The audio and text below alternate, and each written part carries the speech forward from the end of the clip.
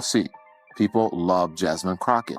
People love Eric Swalwell and the like. And I think that the Democratic Party should put the people out there who the people want. They should put the politicians out there who the people want, who they're asking for, who are meeting the moment with the same energy that they're not asking for AOC. Yes, they are. The people you party with No. The people I party with don't like AOC. Oh, please. No, they don't at all. Well, most people don't. But she's AOC, very far left. Let me tell you why I'm saying that. Is this. When I first became a public defender, I had no criminal defense experience. And I walked in and I told my boss, Charlie, I said, listen, you should hire me. He said, why? I said, because I'm black. Charlie looked at me like I was crazy. Person Crockett is part of the new trend where informality is okay, where formality used to reign. Okay, fine. That's been going. A podcaster talks or some shit. Fuck it, man. Can you imagine, I don't know, Obama saying, man, dude, this shit is whack and fuck it. Just slap me. I'm fucking over it. I mean, come on. Bill Maher just torched Jasmine Crockett on national TV. He didn't hold back for a second, clowning her like she's some TikTok influencer pretending to run Congress. During his latest sit-down, Maher didn't just speak off the cuff. He straight up called out the entire strategy of today's Democratic Party. Trans people filming us in the bathroom. How many of these trannies are taking selfies? These men are taking selfies in women's spaces, in the bathroom. It's gross. It's disgusting. So if we're going to talk about civil rights, let's talk about the rights of women in this country and how you are stripping them away every single day. And you're doing it in your legislation. You're doing it in your messaging. You're doing it on X. You're making women feel unsafe in this country. And you're making the opportunity for women and girls to be raped, to be sexually abused in this country, even greater than they've ever been. So don't come over here with your attitude and talk to me about rights when you're trying to take my rights as a woman, a rape survivor, away. Thank you, Mr. Chairman. I yield. He laid it all out. How picking the loudest personalities over the sharpest minds is dragging the party straight into chaos. And this wasn't some random rant either. Maher came prepared with receipts. He broke it down with razor precision, pointing out how both Crockett and AOC seem more focused on viral moments than making real moves. It's giving performance over policy, and Maher made sure nobody missed it.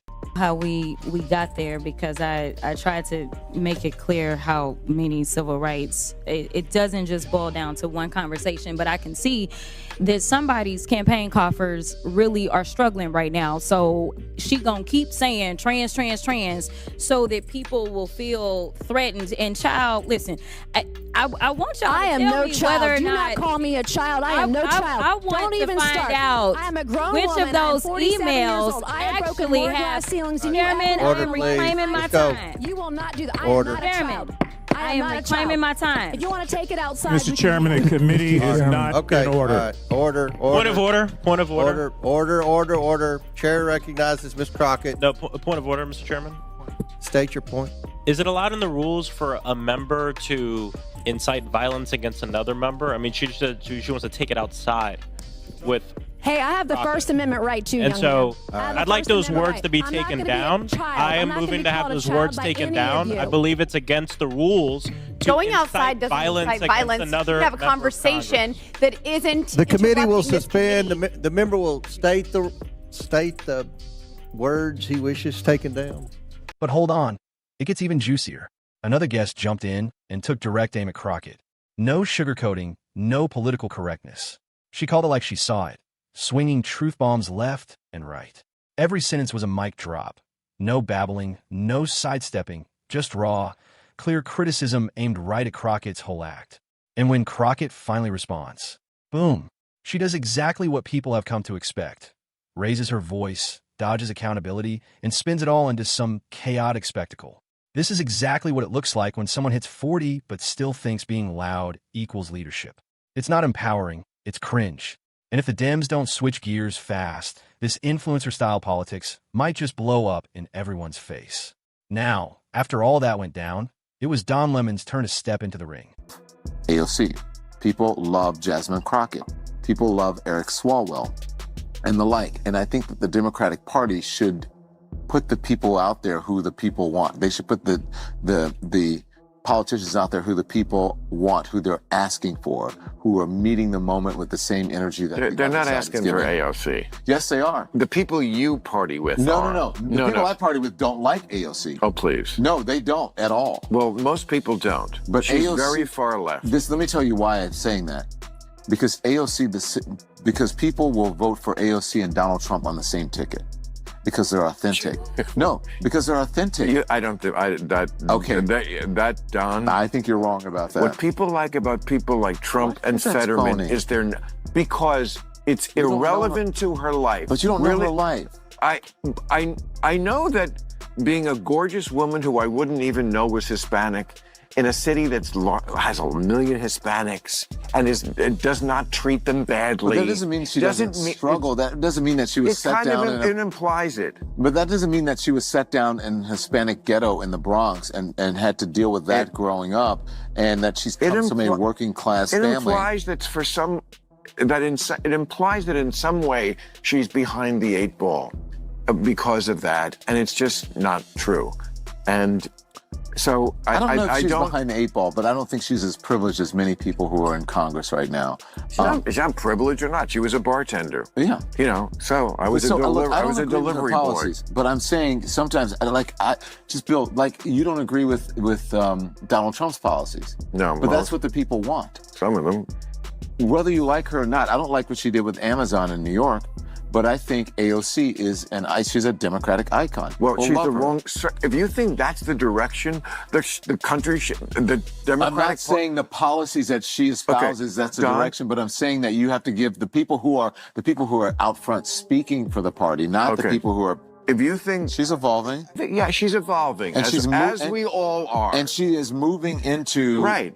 She understands the game a little bit more, and if you notice, she is sort of becoming a sort of normal kind of Democrat in many ways. Yes. I think she's evolving. Okay, great. She's a very smart tactic. She's very smart. Let's get behind that. In Woo, he got smoked. When Bill Maher hit him with a straight-up truth bomb, Lemon didn't even have time to blink. It was a verbal knockout. Let's keep it real. Don Lemon might be one of the most disconnected voices CNN ever put on air. The man stays doubling down on half-baked takes while hyping up folks who clearly aren't built for real leadership. It's like he's living in some alternate universe where bad takes get rewarded and facts get tossed out the window. What we have right now is that if we continue down this road, then we will not have a rule of law, because we have people that are currently serving and they're saying things like, ignore the judge's order. What it means to have law and order in this country is that you follow the order and you go through the appeals process, even if you dislike what the judge did. Thank you. And I'm going to note that when Miss Ocasio-Cortez, or AOC as we know her, filed articles of impeachment on Justice Thomas and Alito, Ms. Crockett was one of the co-sponsors along with Mr. Cohen, both members of this committee. It does seem interesting that when the shoe is on the other foot, everyone is self-righteous. Wow. And I think this is a good example. For the last 3 hours, I have had to listen to one side talking about impeachment as though it was the nature of this hearing. You can tell the party's losing its grip when even Lemon refuses to acknowledge what's right in front of him. He keeps cheerleading for the same tired faces, the same loud personalities, and acting like we can't see through the whole show. Is part of the new trend where informality is okay, where formality used to reign. Yeah. Okay, fine. That's been going on since the 60s. So her routine is that she wants to bring a little bit of what I might quaintly call the ghetto cat fight into these spaces. I get it, bring a blaxploitation movie or something into Congress. Great, work it. But you do not make fun of the fact that somebody lives their life in a wheelchair. That doesn't work. If she thinks that being black and fabulous gives her a pass on that, then she's got a really unfortunate sense of what black is. Well, what do you think, Ricky? I think... And let's not pretend everyone around Jasmine Crockett is proud of this mess. They're just too scared to speak up. You can feel it. The silence says everything. People are exhausted, sick of the same broken record policies wrapped in flashy slogans. The left's been running this tired game for decades, just piling on drama instead of real change. Now, listen closely to what happened right after Maher brought up Crockett. The way this man clapped back at Lemon? Savage. No filters, no fluff, just a clean-cut, bold truth that hit hard and left no room for spin. And just when you thought it couldn't get worse, Crockett doubled down. Instead of reflecting on any of the criticism, she came out swinging. But it wasn't with facts. It was with deflection, shade, and drama. She started tossing out buzzwords, playing the victim, and twisting everything into some emotional performance. Like she's auditioning for a reality show instead of representing real people. This is just an example of when they go low, we go lower. And the Democratic Party is going to lose if they try to use kind of MAGA world tactics back at them. I think that if the Democrats want to succeed in the future, they need to be the party that is normal, that are stand-up people, that do not take the cheap shots back. But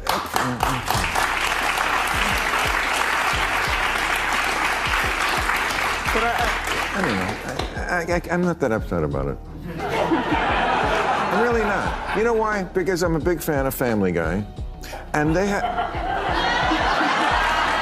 I wrong? Every week. I mean, one of the characters, Joe the cop, is in a wheelchair. And every week there's 20 jokes about him being in a wheelchair. And nobody died. And like, I just think everybody has to, like, lighten up a little. Yeah, it's terrible to be in a wheelchair. But, you know, it's not like it's news to him. And I don't know. I'm a free speaker. I adore Family Guy. I've seen every episode.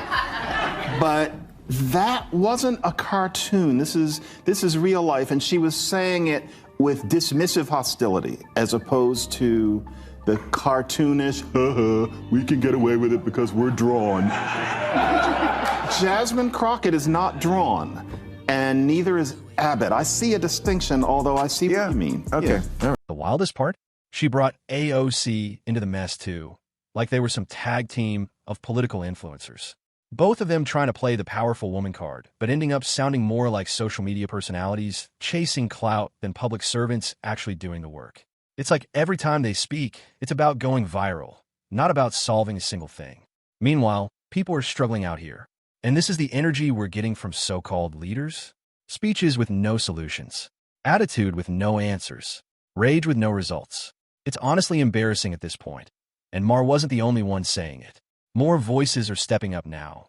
Journalists, former allies, even folks from within the party are quietly whispering the same thing. This ain't it. It's becoming crystal clear. The more time the spotlight stays on people like Crockett and AOC, the further the party drifts from what actually matters. And if no one puts a stop to this soon, they won't just lose the next election. They'll lose the people for good. Quote I thought was apropos of what's going on the left. And by the way, if you watch the speech, I saw mostly the clips of it, and mostly it was people in the audience, the guy with the cane, people with, like, paddles. Oh, there's the cane dude. And then there's, okay, we're you know, here's our pussy hat uniform. And these, you know, looks like you're at a auction signs. I mean, it was, John Fetterman called it a sad cavalcade of self-owns and unhinged petulance. I love him. I thought he should have won last week. The Democrats seem so lost. And here's Jasmine Crockett, who is, I thought, a big leader in the Democratic Party. Her quote is, "This is a terrible nightmare. Somebody slap me and wake me the fuck up because I'm ready to get on with it." On with what would be my first question. And also, this is the way this is like how a podcaster talks or some shit. Fuck it, man. Can you imagine, I don't know, Obama saying, man, dude, this shit is whacked, and fuck it, slap me, I'm fucking over it. Now here's where things really start to spiral. As more clips of Crockett's meltdown hit social media, people weren't cheering. They were cringing. Comment sections lit up with folks from both sides saying the same thing. Is this really who's representing us now? And honestly, that says it all. You've got lifelong Democrats watching this circus and feeling completely disconnected. Voters who actually cared about justice, progress, and policy are now left watching TikTok-style tantrums play out on national platforms. It's like the whole thing turned into a live stream stunt instead of a serious political conversation. And when critics call it out, boom, they're instantly labeled as haters or worse. Suddenly, holding someone accountable means you're anti-woman, anti-progress, or part of some conspiracy. It's a game of emotional manipulation at this point, and people are tired of playing along. Even behind closed doors, insiders are sweating. They know this image isn't helping. They know these viral moments are pushing the center further away and firing up the opposition. But no one wants to be the one to say it on record. That's how deep the fear runs that while the loudest voices are out here chasing views and claps, the real problems, the economy, crime, education, are getting buried. And if this keeps up, there won't be anything left to fight for. Because let's be real, once the crowd stops clapping, all that's left is the mess they made on stage. And just so we're clear, they're doing all this to reel in Gen Z voters. But here's the truth. Gen Z ain't buying it. They're not vibing with politicians who treat serious issues like viral trends. You can't fool a whole generation that grew up spotting BS with a scroll. They see right through it. What they're not seeing, common sense. And that's exactly why those votes are slipping through the cracks. Now let's talk about Bill Maher. He's walking that tightrope, trying not to upset the Democratic base. 1 minute he's spitting facts, the next he's softening the blow. It's clear he's got two faces on, one for the truth and one for the safe crowd. But even with that balancing act, when other voices stepped in and laid the truth bare, Bill didn't argue. He knew there was nothing left to defend. If you haven't already, watch those clips. Or might not say it outright, but the vibe?